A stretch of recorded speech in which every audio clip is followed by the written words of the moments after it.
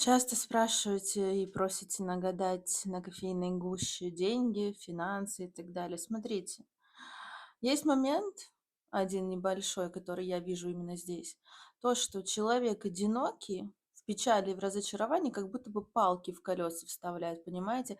Забирает финансовый какой-то поток энергии, может быть, через настроение, да, вот что-то вот такое энергетически перекрывает поток денег. И тут нужно понять, либо кого-то из близких людей спасти, вытащить там из плохого настроения, депрессии и так далее, и тогда пойдет рост. Либо, да, как бы оставить, не уделять какое-то время, потому что нужно сконцентрироваться на заработке, что сейчас имеет большую ценность и важность, потому что вот может быть такой вот начинаешь палки в колес, не получается, да, либо какие-то срочные траты, либо кому-то нужно что-то купить и так далее. Тут нужно сосредоточиться на том, чтобы деньги вам приходили. Но кто-то прям вот перекрывает поток.